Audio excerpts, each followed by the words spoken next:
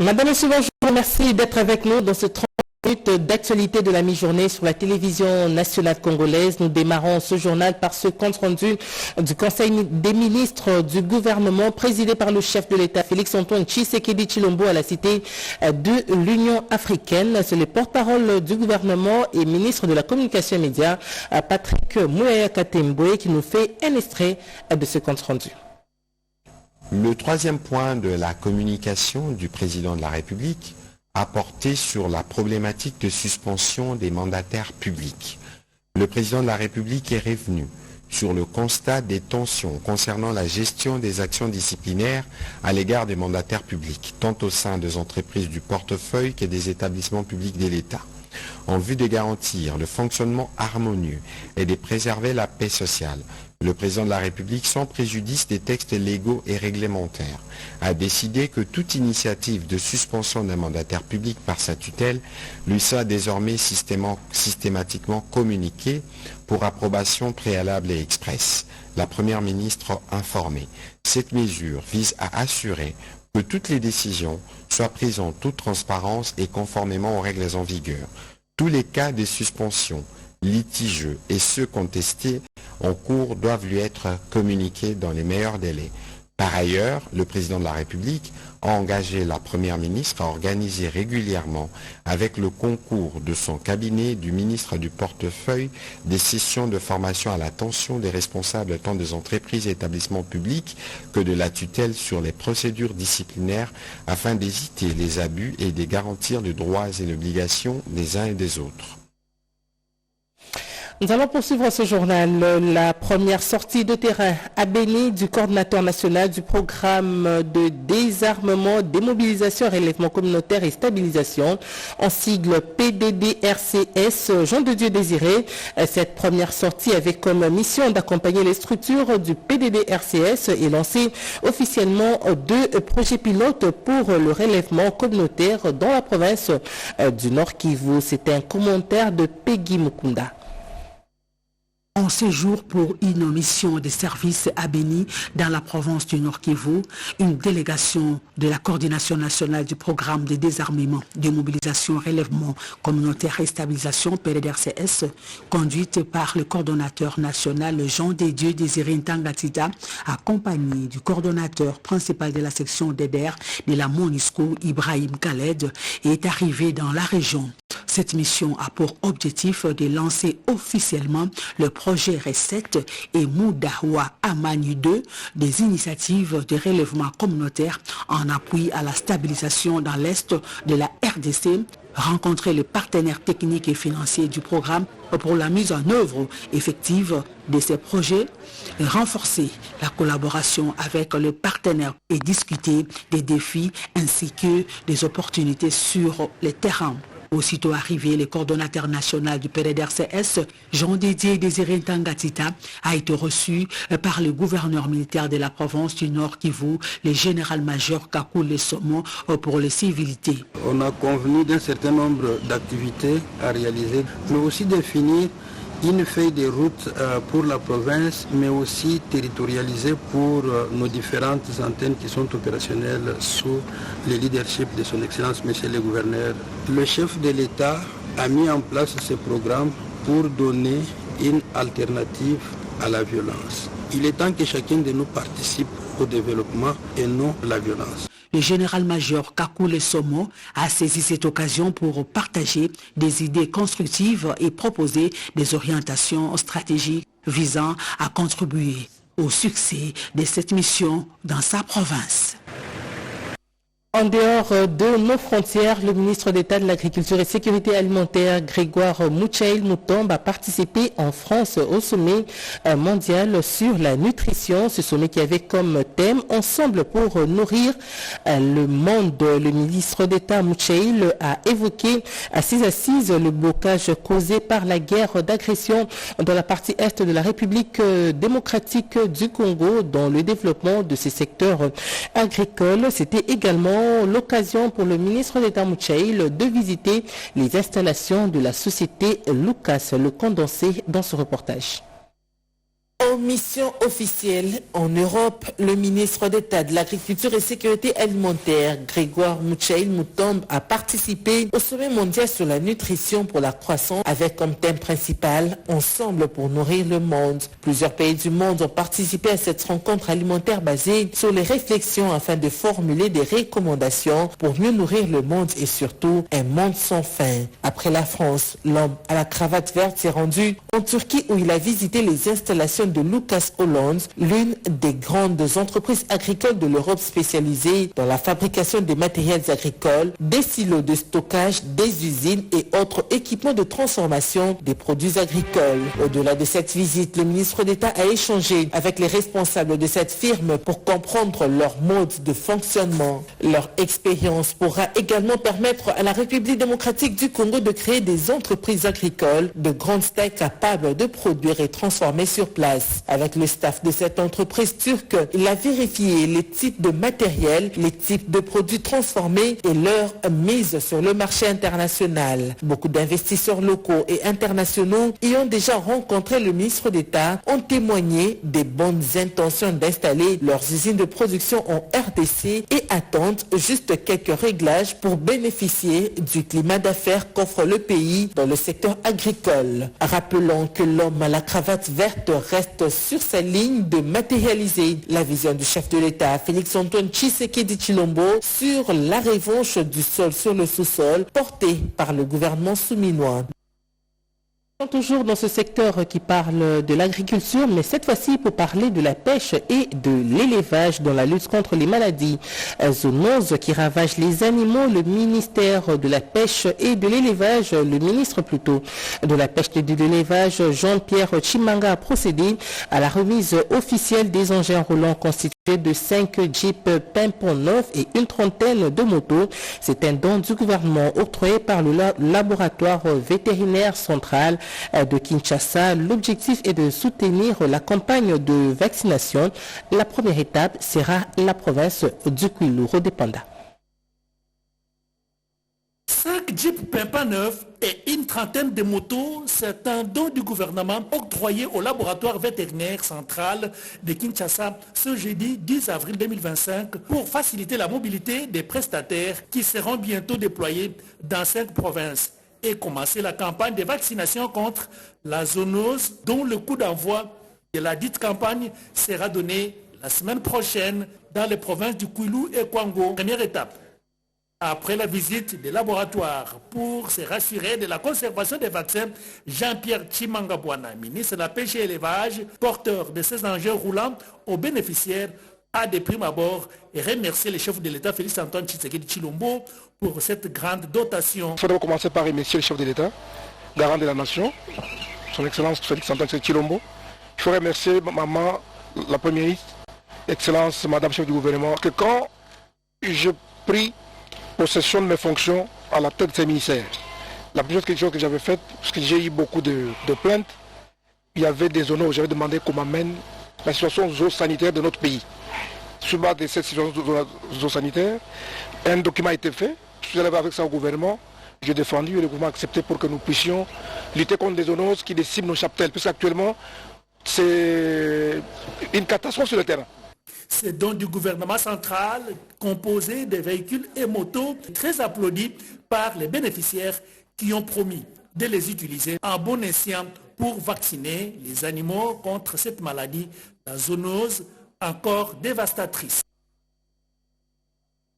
Leur quotidien avait basculé en quelques heures, emporté par des flammes. Au Bichungobila, plusieurs femmes commerçantes ont vu leur activité réduite au néant après un incendie. Face à cette situation critique, un appui inattendu est venu reviver espoir. La première dame de la République, Denise Nyakeru Tshisekedi, a à travers sa fondation remis un fonds de relance à plus de 100 femmes. On en parle avec Naïcha Kalamouila.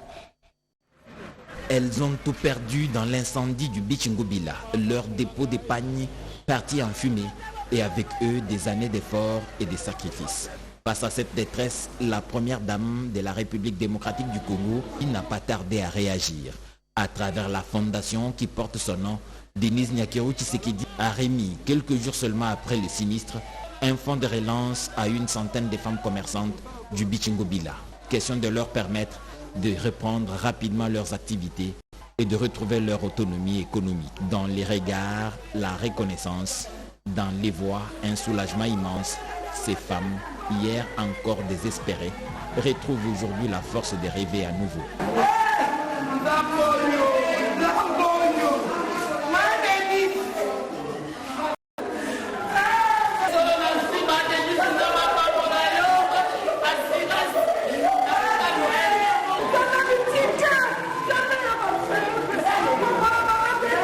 Un geste fort, fidèle à la vision plus forte qui prouve une fois de plus l'engagement de la First Lady, Denis Nyakero Tshisekedi, à travers sa fondation à militer pour l'autonomisation des femmes congolaises.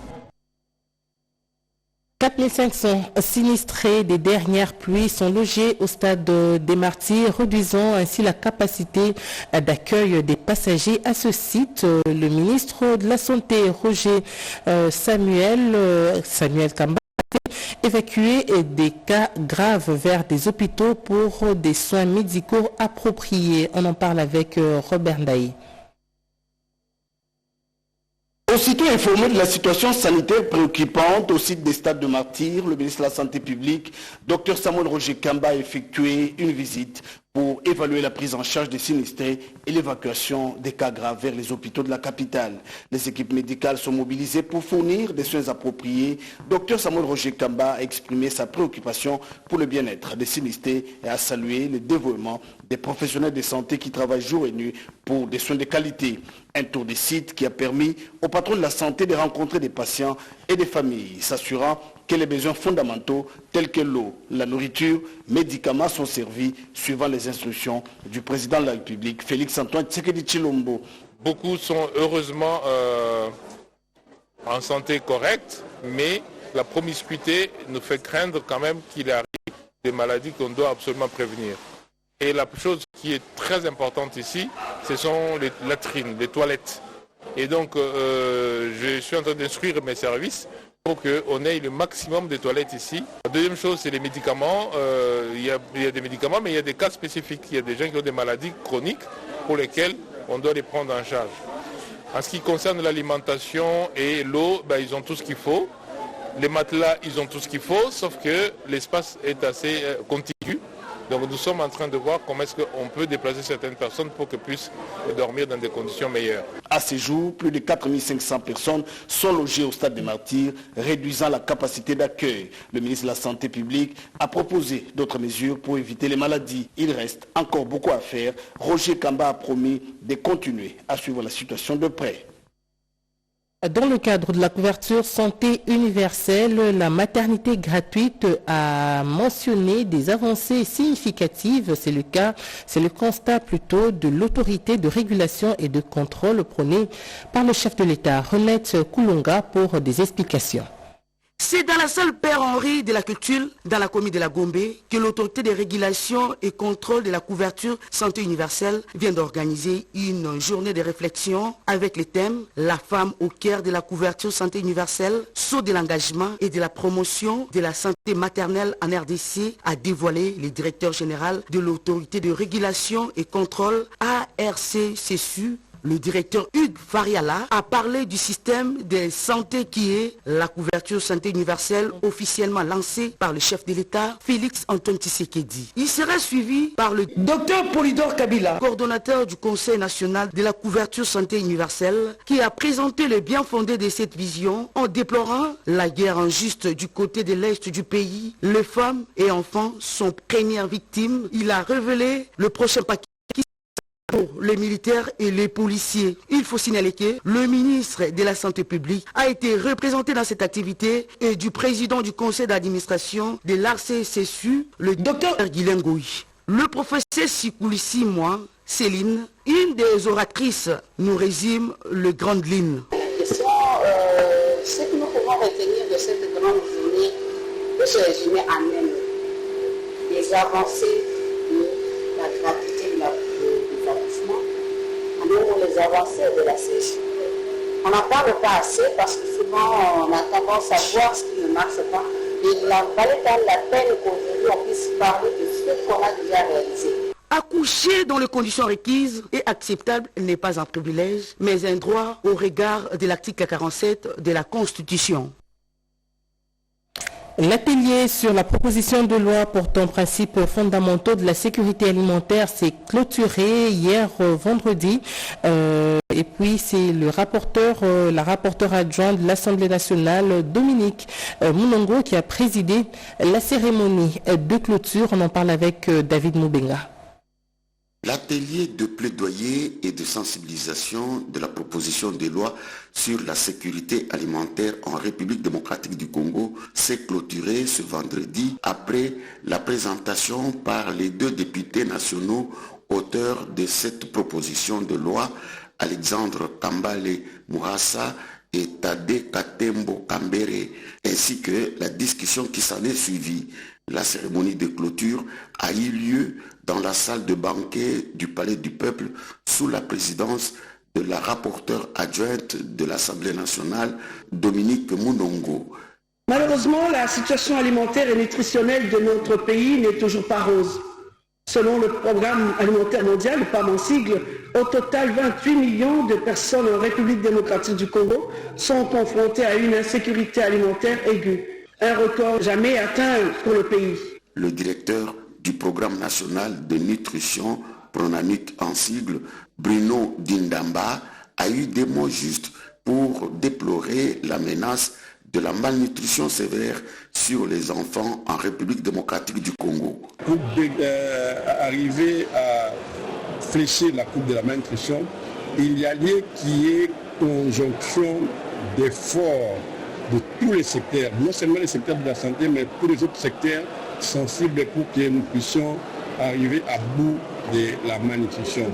Mais dans ce travail de coordination avec tous les secteurs, il y a un élément essentiel qui nous manquait, une loi qui puisse élaborer les grands principes fondamentaux qui devaient guider la sécurité alimentaire et nutritionnelle.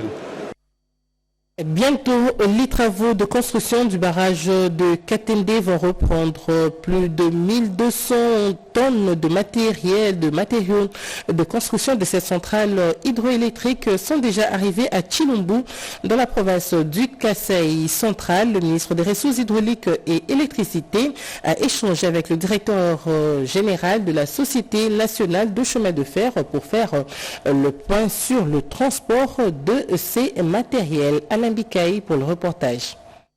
Préoccupé par la relance des travaux de construction de la centrale hydroélectrique de Katende au Kasaï central, le ministre des Ressources hydrauliques et électricité, professeur Teddy Lambamouba, a tenu à se rassurer de l'acheminement des matériaux de construction sur les sites. Pour ce faire, Teddy Lamba a conféré avec le DG de la SNCC, Fabien Mouton, pour faire état des lieux de cette question de transfert de matériel qui marque un point culminant dans l'exécution de ces projets. Dans sa communication, le patron de l'électricité a rappelé à ses hôtes l'engagement et la détermination du chef de l'État Félix Antoine Tshisekedi Tshilombo à parachever ce projet gouvernemental devant servir la population de l'espace Grand Kasaï en électricité sont sans faille. Le ministre nous avait donné une mission, celle de faire bouger les wagons en déant 45 jours. Et laissez-moi vous dire que la SNCC, dans moins de 25 jours, nous sommes arrivés à faire bouger 68 wagons de Lubumbashi. Mais lorsque le barrage de Katende sera opérationnel, ça aura comme un effet d'entraînement, il y a les entreprises qui vont s'installer, il y aura beaucoup de centres d'exploitation. Dans ce moment-là, la République va gagner beaucoup d'argent. Pour pallier au retard enregistré dans l'exécution de la première phase, devant permettre la production de 16 MW et les réseaux de transport pour desservir les villes de Kananga, Mbujima et Timboulou, le gouvernement s'est résolu de financer ces travaux sur fonds propres. Nous allons une fois de plus revenir avec Alain Bikaï qui va nous parler des activités du secrétaire général de l'UDPS. Reportage. Face aux enjeux sécuritaires de l'ère, la Ligue des jeunes de l'UDPS dirigée par Amici Makutano bat les rappels des troupes pour réfléchir sur cette problématique qui menace la souveraineté nationale et l'intégrité territoriale. Sous la présidence du secrétaire général Augustin Kabouya, jeunes militants, cadres, parlementaires, mandataires publics ont été conscientisés sur les rôles qui doivent jouer dans ces contextes de l'insécurité créés par Paul Kagame et son armée dans l'est du pays. En avant-gardiste, l'honorable Augustin Kabouya est revenu sur son message du 30 octobre 2022 à Lubumbashi sur la place Moïse Tchombe. Aujourd'hui encore, nous apportons notre petite contribution pour que la jeunesse congolaise, dans son ensemble, en dehors de l'armée, elle doit intégrer aussi les services de renseignement et suivre aussi la formation au niveau d'immigration. C'est pour sécuriser nos frontières. Dans son mot, le président de la Ligue des jeunes, honorable Amici Makutano, a circonscrit les cadres de cette activité. Cette retraite politique de la jeunesse sera mémorable parce qu'elle a élargi le spectre des personnes sélectionnées pour analyser les enjeux sécuritaires de notre pays, des positionnements politiques, de la distribution de postes, de l'insertion des rebelles dans les FARDC ayant occasionné l'infiltration dans notre système de défense. C'est dans cette optique que plusieurs orateurs se sont succédés à la tribune pour sensibiliser l'assistance sur l'éveil patriotique et la défense de la patrie. Tous étaient unanimes sur l'enrôlement des jeunes dans l'armée et dans les services de sécurité pour défendre la patrie mère. La société civile s'est exprimée sur quelques sujets d'actualité de l'heure. On les écoute au micro de Cédric Enila. Face à cette dégradation dramatique de la situation sécuritaire qui prévaut dans la partie est de la République démocratique du Congo, le Conseil de sécurité des Nations Unies a adopté la résolution 2773. C'est dans ce contexte que la société civile congolaise, réunie au sein du comité de crise pour la paix et la sécurité, en partenariat avec la MONUSCO, a organisé la quinzaine citoyenne avec comme objectif identifier, analyser et vulgariser les contenus de la résolution 2773 en vue de comprendre les enjeux et proposer un cadre d'appropriation citoyenne et son application. Pour la société civile, cette résolution ne peut produire d'effet si elle reste confinée dans le cercle diplomatique et gouvernemental. Nous devons nous mettre ensemble avec le gouvernement, avec la MONUSCO, pour mettre en place un mécanisme de suivi et d'évaluation, pour qu'ensemble, nous puissions construire et rétablir la paix.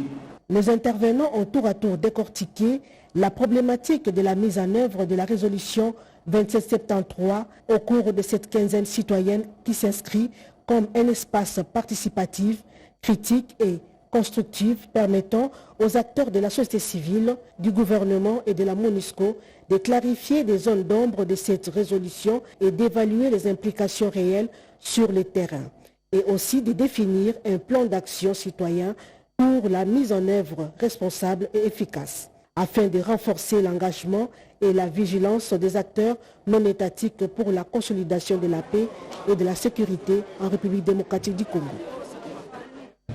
Vous avez plutôt suivi le mécanisme de suivi et évaluation de la résolution 2573 au cours de la quinzaine citoyenne dans ce reportage qui était de Émilie Kaindo. Nous allons poursuivre ce journal. Les femmes du Conseil supérieur de portefeuille ont échangé sur l'apport de la femme dans le développement des entreprises. Chimène Dondo nous fait le point.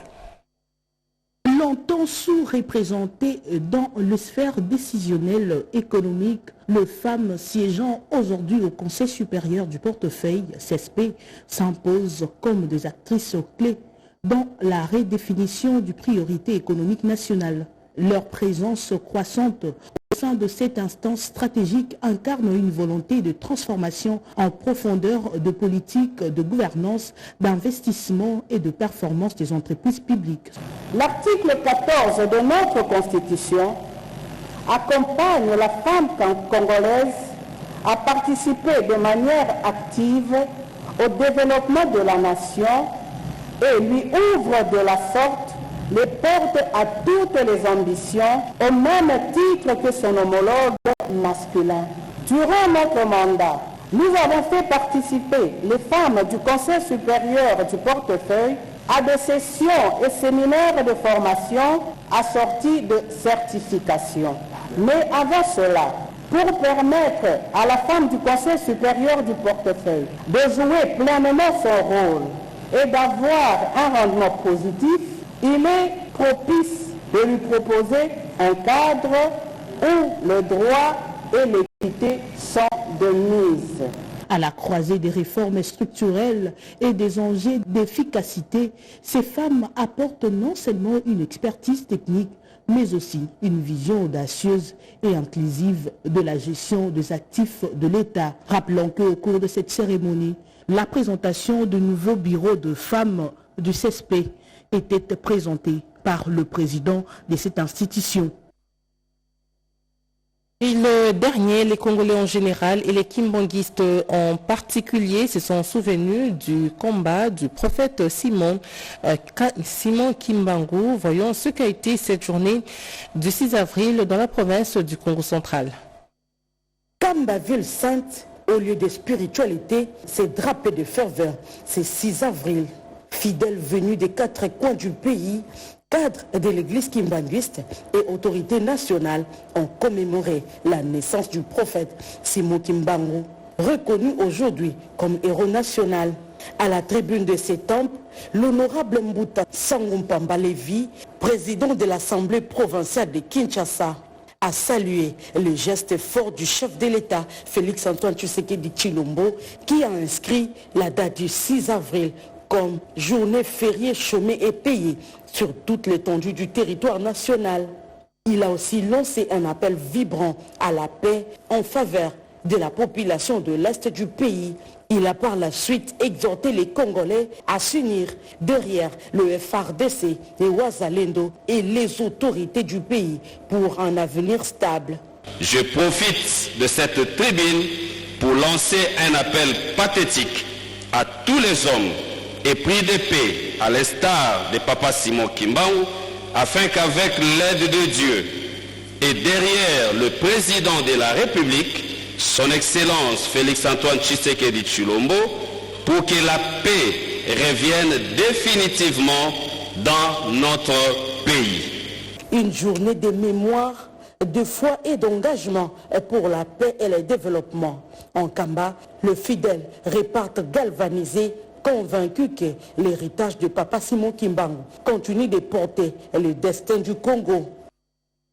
Un ouf de soulagement pour les populations de Jiba, Komanda et Mungwalu, ainsi que le bureau de la Croix-Rouge de Bunia de la province de l'Ituri qui viennent de bénéficier des moyens de transport gratuits pour des cas urgents. Ceci grâce aux ambulances mises à leur disposition par Médecins sans frontières. On en parle dans ce reportage. Le zone de santé de Jiba, Komanda, Mungwalu et le bureau provincial de la Croix-Rouge en Ituri, dotés de ambulances pour desservir la population en situation d'urgence sanitaire et une dotation de Médecins sans frontières dans le cadre de son projet de prise en charge des victimes de traumatismes ou blessures physiques de la province de l'Ituri. La cérémonie de remise officielle des clés de contact aux bénéficiaires a été présidée ce vendredi par le vice-gouverneur policier de l'Ituri, le commissaire divisionnaire principal, Raus Chaloui, qui a insisté sur l'utilisation rationnelle de ces engins. Messieurs les chefs de division, je vous remets ces clés pour que vous les utilisez en un bon père de famille. Cette acquisition vient à point nommé, a dit le médecin-chef des zones de santé de Jiba. Avec cette donation de MSF, nous pouvons facilement arriver à récupérer les cas, les malades graves ou les blessés.